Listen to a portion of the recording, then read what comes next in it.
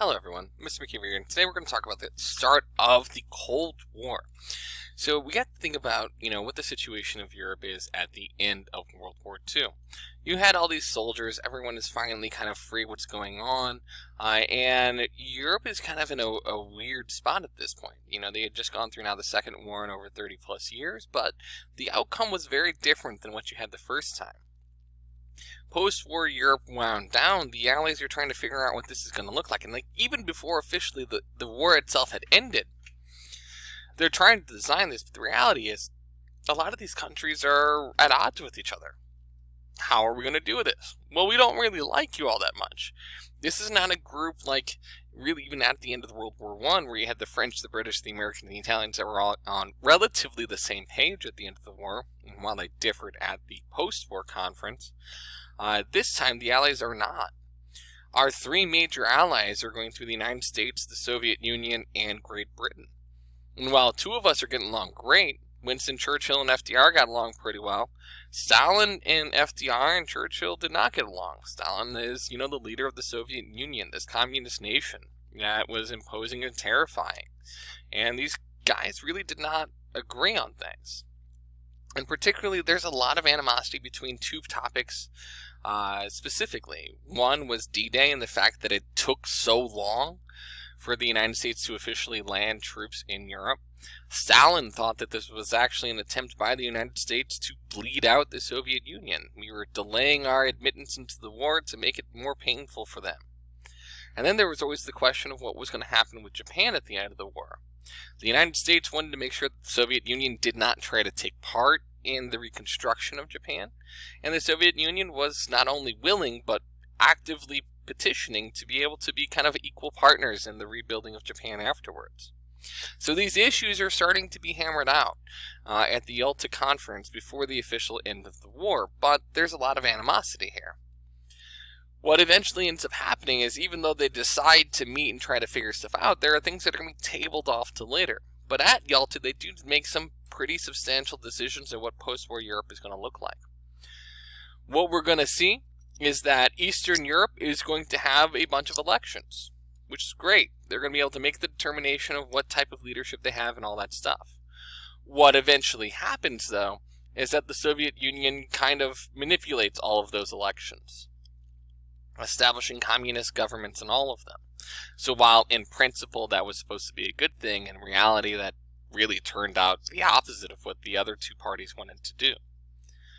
They also decided at Yalta that Germany at the end of the war is going to be divided into pieces. Really, it's going to be divided into 4 different pieces. Those 4 different pieces would be split amongst the 4 major powers: Soviet Union, United States, Great Britain, and France.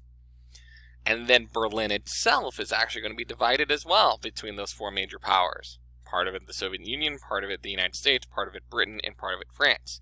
Even though the fact that Berlin itself is nestled well within the Soviet part of Germany. And that's going to be a lot of issues. We're also going to see a situation where Germany is going to be forced to pay up quite a bit financially, and the situation with Japan is just going to be put off a little bit longer. We're not going to necessarily resolve that situation just yet, but while some plans are laid out, there's clearly still a lot of confusion as to what all this is going to look like still. And then we're also going to create a United Nations, and this is actually one of the key moments of the Yalta Conference between those 3 powers. They start laying out the groundwork for a League of Nations Part 2, but this time it's going to be a much more effective League of Nations. It's going to address a lot of the issues that had existed.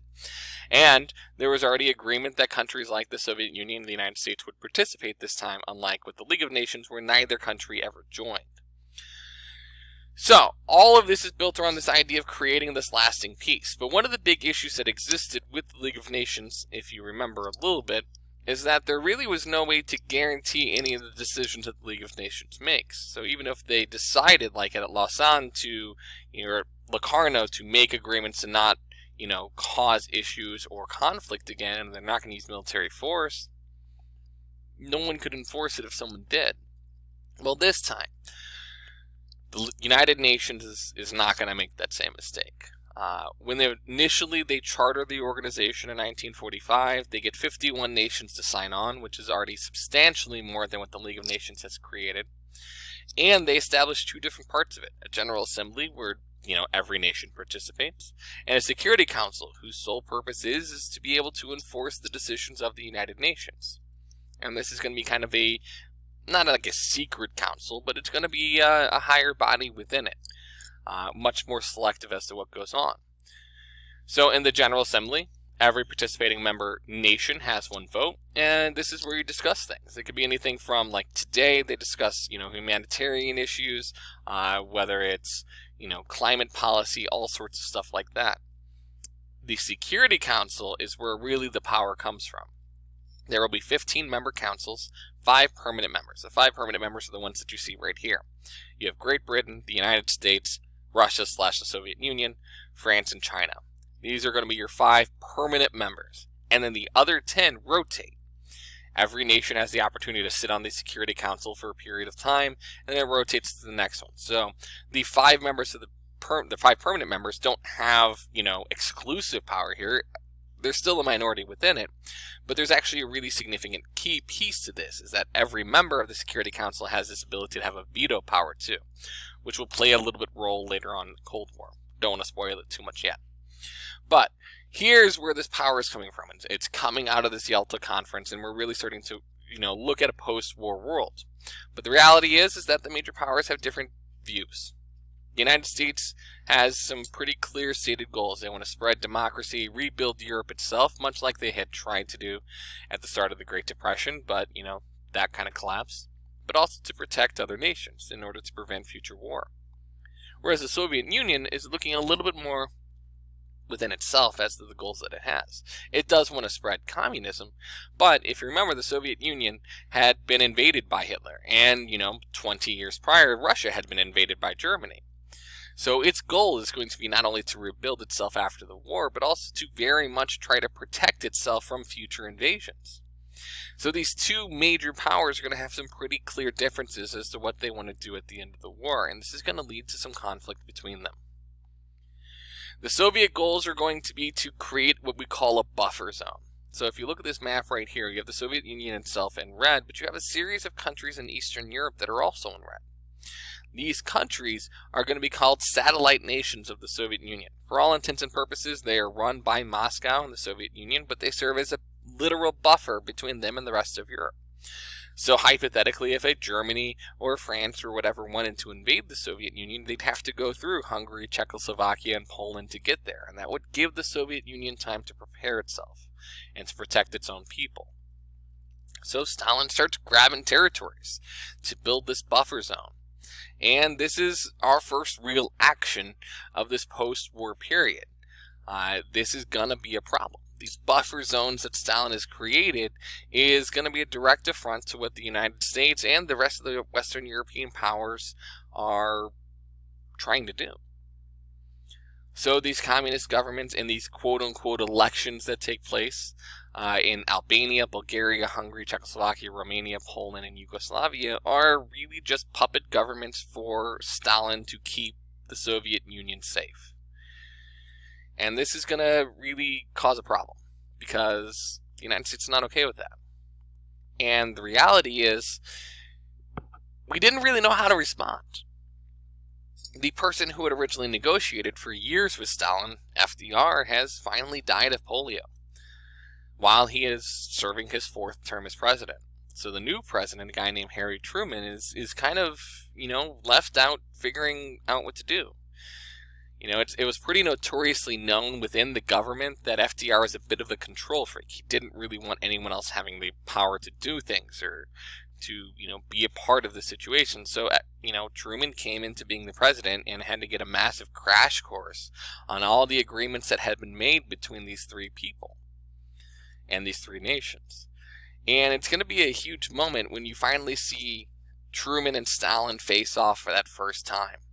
And in July 1945 at the Potsdam Conference, at this point, really at the end of the war, it happens. Churchill is still there, you have Truman, and now Stalin. And when Truman walked away from this conference, he famously said, "Communism and capitalism cannot coexist." And it's here, at this moment, right at the end of the war, that people will credit as being the beginning of the Cold War. A conflict that is going to be really built around this, conflict between capitalism and communism. After this point on, it's all about controlling the Iron Curtain. This is a famous metaphor from Winston Churchill. He described the Iron Curtain is descending upon Europe. Interestingly enough, he did this in the wonderful state of Missouri, the town of Fulton. He described how, wherever communism reaches, it gets cut off from the rest of the world. And that this curtain is expanding farther and farther into Europe. And there was real fear as to what this would bring. The Iron Curtain was, a terrible image that people started seeing more and more often, particularly in Europe. They're afraid of this consistent expansion of Soviet influence around the world. And as it continued to grow throughout the 1950s and 60s and 70s, people became more and more scared. First, it was those Eastern European nations like Poland and Hungary and Czechoslovakia, East Germany. But then eventually it happens in China, North Korea, Vietnam. We just continually see this split and this divide growing. So, the question is going to be, how is the United States going to react to the Soviet Union and their first efforts to expand? And, well, this is going to be hard. Truman comes up with a foreign policy called containment in order to deal with the growing threat. He states that the United States and their allies will do whatever it takes to stop the spread of communism around the world. Kind of drawing the battle lines here. If the Soviet Union doesn't continue to try to expand, there won't be a direct conflict. But if they do continue to try and expand, there will be. And Stalin's like, that's neat. Okay, what does that mean? Well, Truman eventually lays it out in what we call the Truman Doctrine. Any country that refuses communist influence will receive U.S. support, both financially, diplomatically, and potentially even militarily. And this was a bold statement. Truman is kind of committing the United States to being willing to participate in conflicts potentially around the world. And a lot of Americans were really upset with this. Are we going to drag ourselves into so many other problems? Are we going to be spending money that we don't have? Why are we doing this to help people that aren't Americans? This was a lot of unrest in the United States over this decision. Stalin, on the other hand, is like, that's cute. Let's see you do it. So in 1948, Stalin takes control of Czechoslovakia. He annexes it, installs his own communist dictator, and kind of just says, hey, it's your move now. I want to see what you got. Daring Truman to actually act. And he does, in kind of a unique fashion. One of the things that is happening during this time period is there's this desire to rebuild Europe. And in order to kind of guarantee that the Europe being rebuilt is friendly to the United States, we enact the Marshall Plan. $17 billion that is going to be sent to Europe specifically to rebuild and repair Western Europe. The United States is going to buy themselves some friends. And man, is it effective. All of these different flags that you see right here are nations that receive money from the Marshall Plan. Some of them are key allies, like France, West Germany, Italy, Britain. Some of them are ones that are right on the cusp of Soviet control. Greece, Turkey, Norway. This is a huge moment. The Soviet Union gained one part of their empire, if you will, with Czechoslovakia, and with one sign of a pen and $17 billion, the United States gained 17. It was a bold move. And it's just part of the giant chess game that we're going to see now between Stalin and Truman at the beginning of the Cold War. Next up, in an attempt to try to outdo what Truman had just done, Stalin institutes a blockade of Berlin, that capital of Germany that was nestled within Soviet territory. So, what we see is the American response is something called the Berlin Airlift. If the Soviets are going to blockade any sort of supplies getting into the city, we are, for 24/7, for 6 months, going to fly planes in bringing supplies. It is an extraordinarily logistical nightmare, but we do it. It's really impressive. There's a video here explaining all of it, but I'm going to skip it so that you don't have to spend more time on this video. You feel free to watch it on your own. It's actually a very cool video. But it's at this point we see two different alliances formed. On one side is going to be the Warsaw Pact. That is going to be the Soviet Union and all of their satellite states. On the other side is going to be NATO, the North Atlantic Treaty Organization. This is going to include the United States, Canada, and its Western European allies. And Turkey, which is a little bit farther into Eastern Europe. But these are our two military alliances that are going to define the Cold War. One side, communist. One side, capitalist. And once we've established these military alliances, the arms race begins. We start to see the Cold War break out everywhere. Spies are all across the globe. There's propaganda, anti-communist propaganda in America, anti-American propaganda in the Soviet Union and satellites. We'll see what we call third-party wars. Wars that take place in other countries through other countries. And this is one of the key concepts of the Cold War. This is where it gets its entire name. The Soviet Union and the United States never directly fight over the course of the next 50 years. But they will fight in what we call these third-party wars. So an example of this would be like Korea, where the United States will help the South Koreans against the North Koreans. The North Koreans will be funded by the Soviet Union. The South Koreans will be funded by the United States and actually helped fought by U.S. soldiers. The two sides never directly meet in battle, but they're clearly opposing each other in this conflict. This happens in Vietnam, this happens in Afghanistan, this happens all across the globe over the course of the next 50 years. We also see different covert operations that we'll talk about in the future. Things like the CIA are formed during this time period, the Central Intelligence Agency, and the Soviet equivalent, which is the KGB. All of this is where this Cold War begins. Again, not direct conflict, but through other means. This is also the era of the James Bond spy, if you will. And if you don't know who James Bond is, feel free to watch this clip, but we're not going to focus on that in this video. Moving on. A lot of James Bond jokes there. Alright, the other aspect of the Cold War is the arms race that comes with it. And it is in the late stages of World War II, the United States develops the atomic bomb. Shortly after the Cold War begins, the Soviet Union explodes their own.